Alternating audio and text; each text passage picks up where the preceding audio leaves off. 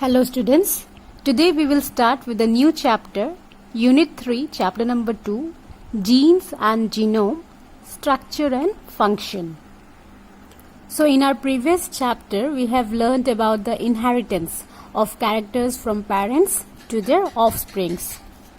And we have studied that these characters, these are carried on from generation to generation. And these are nothing but the hereditary materials. So hereditary materials are transferred from parents to their offsprings, and it keeps on transferring from generation after generation. So in this chapter we will mainly discuss the nature of this hereditary material, what exactly this is, and we will also discuss about the structure and the function of these hereditary materials. So let's begin. So first we will discuss about what are the characteristics that is required for a genetic material to become a genetic material. What are the characteristics? So now we know that DNA, it is a genetic material, but earlier when it was not known, so that time many discoveries were made to find out the genetic material. So first we will see the characteristics of genetic material. A genetic material, it must carry information. So whatever the genetic material, it should carry the information, and these informations, these are then passed on from parents to their offsprings. So these genetic material, they should be able to crack the genetic code. This we will study in translation part. Next, it must self-replicate, that is DNA replication. So it should be able to perform replication, that is it should be able to make its own copy. Next, it must allow for information to change, that is mutation. So it should be able to show somewhat mutations also. Next, must govern the expression of the phenotype, that is the gene function. So a genetic material, to become a genetic material, all these characteristics should be present in the genetic material, and we will discuss about all this process, that is transcription, replication, then mutation and translation in this chapter. Okay, next, what is genetic material? This is very interesting, students. Earlier it was thought that genetic material could be a protein, it could be an RNA, or it could be an DNA. But later, when many experiment was performed, then it was suggested that the genetic material is the DNA rather than protein and RNA. Because DNA, it shows all the characteristics that a genetic material required, that we have discussed in this part. And moreover, our DNA, it is more stable compared to RNA. So the genetic material will be a DNA. It won't be an RNA, it won't be a protein. It will be a DNA which acts as a genetic material.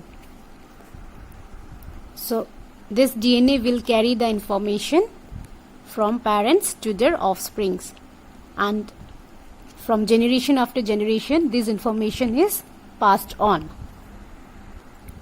Now, to find out that DNA is a genetic material, many experiments were performed, and one of them was the Griffiths experiment.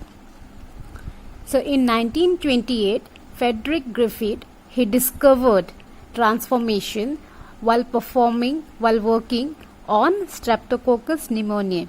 So this scientist Griffith, he performed an experiment on a bacteria called as Streptococcus pneumoniae, which causes pneumonia. Now, he took two strains of this bacteria. He took the two strains of this bacteria. One is S type and another one is R type. S type is smooth strain and R type is rough strain. So this S type strain, it forms smooth colonies in a cultural dish. When he when he cultured the bacteria, when he grew the bacteria in a dish, in a petri plate, so that time he found this S type, it forms a smooth colonies, and the cells, they produce a polysaccharide coat, and they can cause a disease, that is, they can cause the disease.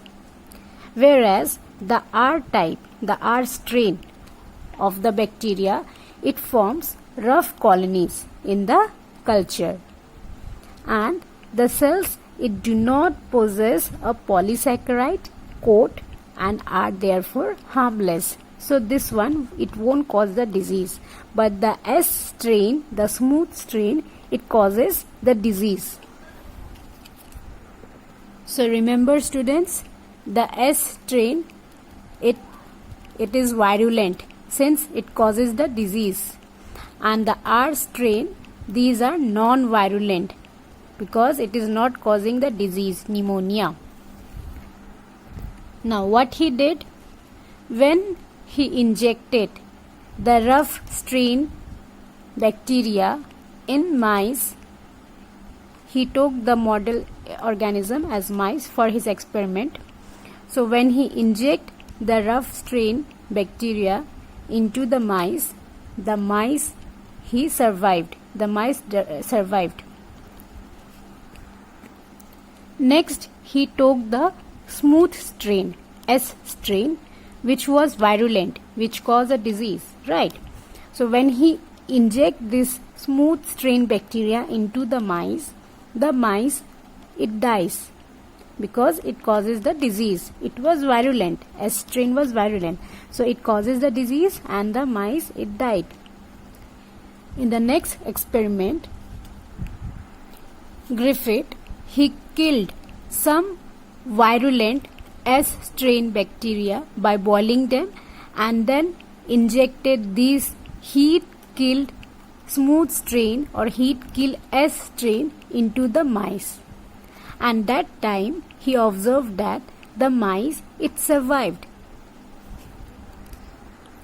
Next, he took the rough strain, that is the non-virulent, and the heat killed smooth strain, that is the virulent. Now he took a mixture of the rough strain and the heat killed S strain bacteria, and then he injected it into the mice, and that time he observed that the mice, it died from pneumonia infection. The mice, it died.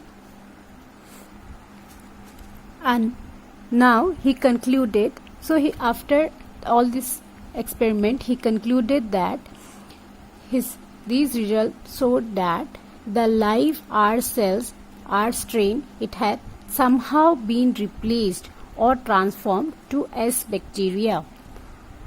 So we can say that the R strain bacteria, it had been transformed by the heat killed S strain bacteria by some transforming principle. So the R strain bacteria, it become virulent. Our R strain bacteria was non-virulent, isn't it? But after performing the experiment in the last part, when he make a mixture, he got a result that the R strain bacteria, it become virulent, and thus he concluded that there was a transforming principle present in the cell debris of S cell, which is responsible for the observed transformation of R cell to S cell.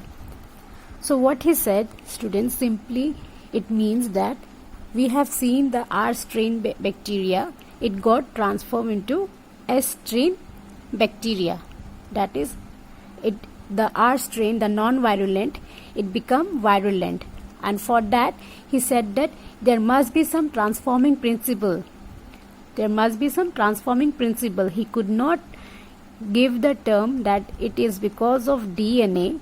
He could not name the term, but he said there must be some transforming principle which led for such transformation, which because of this such transformation has occurred. This is nothing but this transforming principle is nothing but the DNA that has been transferred from the S strain, virulent strain, to the R strain, to the non-virulent strain. So that is why our R strain got transformed to virulent, because the DNA has been transferred from the S strain.